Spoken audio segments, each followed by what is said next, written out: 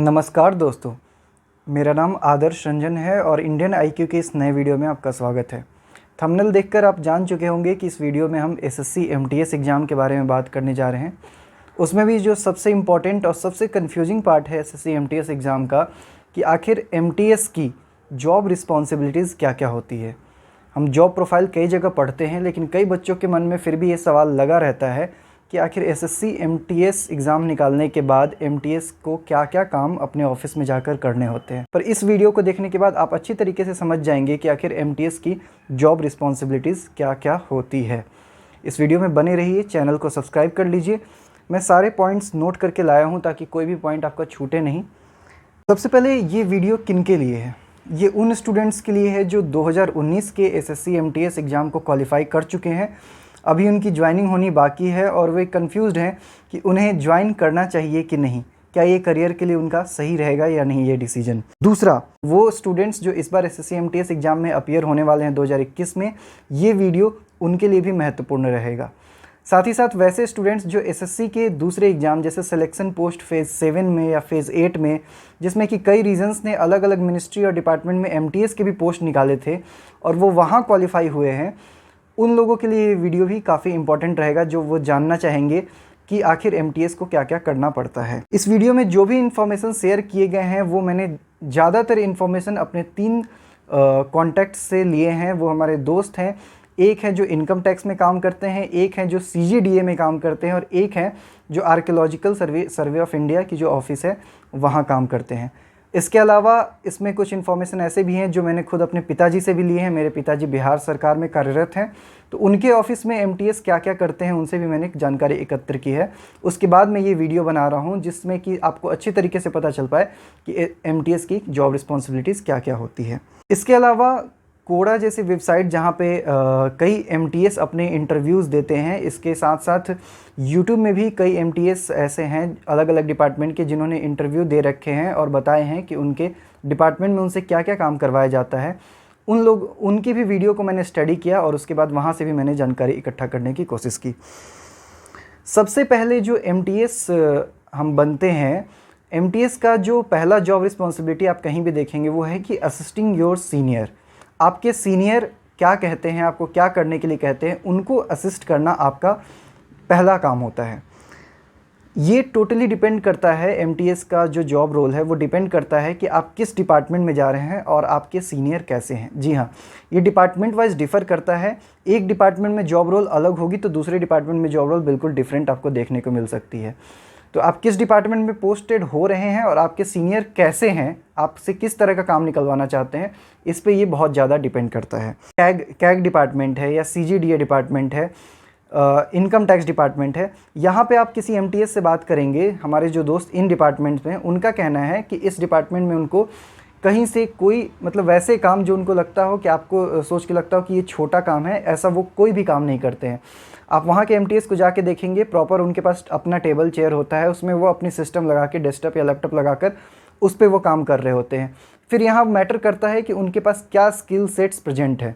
जी हाँ, यहाँ पे बहुत इंपॉर्टेंट है कि आपके अंदर क्या स्किल्स प्रेजेंट है। आपके स्किल के बेस पे भी आपका ऑफिस आपको काम देता है। वहीं दूसरी ओर देखिए, कुछ ऐसे डिपार्टमेंट्स भी हैं जैसे बोटेनिकल गार्डन्स के डिपार्टमेंट जो होते हैं, जूलॉजिकल सर्वे ऑफ इंडिया होती है या आर्कियोलॉजिकल सर्वे ऑफ इंडिया की जो डिपार्टमेंट्स होती हैं, इनके ऑफिसेज़ होते हैं। यहाँ पे आपको जो जॉब रोल्स होते हैं उसमें washing, cleaning, dusting, maintenance, assistance, ऐसे काम भी आपको देखने को मिलते हैं जो एमटीएस को करना पड़ता है। लेकिन वहीं दूसरी ओर कोई और भी डिपार्टमेंट है जैसे एक्साइज है, एक्सटर्नल अफेयर्स है, साइंस एंड टेक्नोलॉजी है, इनकम टैक्स डिपार्टमेंट है, यहाँ ऐसा कोई भी काम करने को नहीं मिलता है। यहाँ पे टोटली डिपेंड करता है कि आपके अंदर किस तरह के स्किल्स प्रेजेंट हैं। स्किल्स कहने का मतलब है कि कुछ ऐसे स्टूडेंट्स होते हैं जिनको कंप्यूटर का काफ़ी अच्छा नॉलेज होता है, उनको हार्डवेयर का काफ़ी अच्छा नॉलेज होता है। कुछ ऐसे स्टूडेंट्स होते हैं जिनको स्टेनोग्राफी आता है। कुछ ऐसे स्टूडेंट्स होते हैं जिनकी इंग्लिश राइटिंग अच्छी होती है। कुछ स्टूडेंट्स होते हैं जिनको एक्सेल प्रेजेंटेशन, पीपीटी वगैरह पे काम करना काफ़ी अच्छे से आता है। तो उन स्टूडेंट्स को जब वो एमटीएस बन के किसी डिपार्टमेंट में जाते हैं तो उनको उस लायक ही काम करवाया जाता है। जो आपके सीनियर्स होते हैं वो आपसे वैसे काम निकलवाते हैं। अच्छा, हर डिपार्टमेंट में, गवर्नमेंट की चाहे कोई भी डिपार्टमेंट हो, कोई भी ऑफिस हो, वहाँ पे हमेशा एम्प्लॉयज़ की कमी होती है। ज़्यादातर डिपार्टमेंट में क्लर्क की जो ग्रेड की जो एम्प्लॉयज़ होते हैं उनकी कमी देखने को मिलती है। तो वहाँ पे क्लरिकल वर्क ज़्यादातर एमटीएस से ही करवाया जाता है इस तरह के डिपार्टमेंट्स में।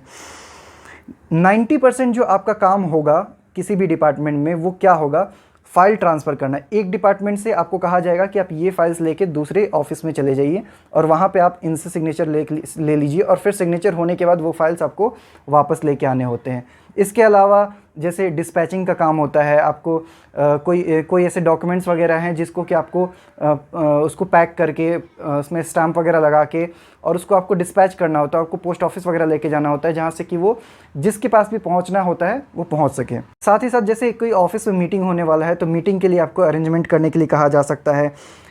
कुछ केसेस में ऐसे भी होते हैं कि ट्रैवल करने को भी कहा जाता है, एक जगह से दूसरे जगह आपको ट्रैवल करके जाना होता है। लेकिन अगर ट्रैवलिंग के लिए कहा जाता है तो आपको उसके लिए अलग से ट्रैवल अलाउंस यानी कि टीए दिया जाता है गवर्नमेंट की तरफ से। इसके साथ साथ रेयर केसेस में हमारे कई जो जानकारी देने वाले उन्होंने ये भी बताया कि रेयर केसेस में उनको कभी कभी रात को ऑफिस में भी रुकने की ज़रूरत पड़ती है, पर वहाँ पे जैसे गार्ड की तरह बाहर बैठना नहीं पड़ता है। आपको अपने ऑफिस के अंदर प्रॉपर जहाँ एसी लगा होगा, पंखा लगा होगा, आप आराम से वहाँ पे जाके रुक सकते हैं और आप जो कीजिए, आप पढ़ाई कीजिए, आप सोना चाहें आप उसको कर सकते हैं। अगर रात में आपकी ड्यूटी लगती है फिर आपको दिन में नहीं आना होता है। तो वो बहुत सारे लोग ऐसे इसको कंफर्टेबल भी मानते हैं जो अपने स्टडीज़ को वहाँ पे जाके कंप्लीट करते हैं। इसके अलावा जैसे जो आपके मन में जो सबसे बड़ा डाउट आता है कि क्या हमें अपने सीनियर्स को चाय पिलाना पड़ता है या फिर आपको ऑफिस में आके आपको सफाई वगैरह, पोछा लगाना, ये सब काम भी करना पड़ता है। तो मैं आपको क्लियर कट बता देता हूँ कि जो चाय वगैरह की जहाँ तक बात है कि चाय वगैरह देने की, तो हर डिपार्टमेंट में गवर्नमेंट के लगभग सभी ऑफिसेज में एसोसिएटेड कैंटीन्स होते हैं। कैंटीन्स के स्टाफ होते हैं जो चाय लेकर आते हैं, समोसे लेकर आते हैं, उसके लिए वो अलग स्टाफ होते हैं। जहाँ तक बात है कि फ़र्श को पोछा लगाना या ऐसे कोई साफ़ सफाई करना, इसके लिए आउटसोर्सिंग के जरिए स्टाफ्स हायर किए जाते हैं। वो प्राइवेट स्टाफ्स होते हैं, उनसे ये सब काम निकलवाया जाता है। ये सब ड्यूटी एमटीएस का नहीं होता है। इस चीज़ को ध्यान से समझ लीजिए, ये ड्यूटी एमटीएस का नहीं होता है। आपसे 100 मार्क्स का एग्ज़ाम लिया जाता है, आपसे डिस्क्रिप्टिव का पेपर लिया जाता है। कट ऑफ भी आपने देखा होगा, हरियाणा का पिछले बार ये 2019 का एसएससी एमटीएस एग्ज़ाम हुआ था, हरियाणा का 100 में 99 मार्क्स कट ऑफ गया हुआ था। तो इतना टफ कंपटीशन होता है, इतने टफ कंपटीशन के जरिए आपका सिलेक्शन होता है, ये सब काम करवाने के लिए नहीं होता है। अब हम देख लेते हैं कि आखिर एसएससी एमटीएस एग्ज़ाम जो होते हैं उसको ज्वाइन करना चाहिए कि नहीं, क्या फ़ायदे हैं इसके। तो मेरे हिसाब से अगर आपको ये जॉब मिलता है तो आपको बिल्कुल स्टार्टिंग में ज्वाइन कर लेना चाहिए। क्यों, इसके क्या क्या फ़ायदे हैं। तो पहला फ़ायदा ये है कि ये एक सिक्योर्ड जॉब हो जाता है, जहाँ आपको समझ में आ जाता है कि मेरा जॉब सिक्योर्ड है, ये गवर्नमेंट जॉब मुझे मिल चुका है।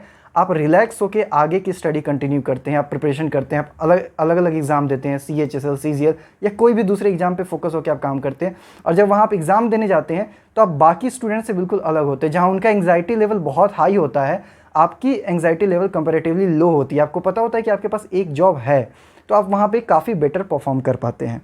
इसके अलावा आपको एमटीएस के साथ ही अच्छी सैलरी भी मिल जाती है सेंट्रल गवर्नमेंट में। जी हाँ, एमटीएस की सैलरी पे हम एक अलग वीडियो बनाएंगे कि उसमें कितनी सैलरी मिलती है, क्योंकि वो अलग अलग रीजन्स में अलग अलग सैलरी होती है, पर अच्छी सैलरी होती है एमटीएस की।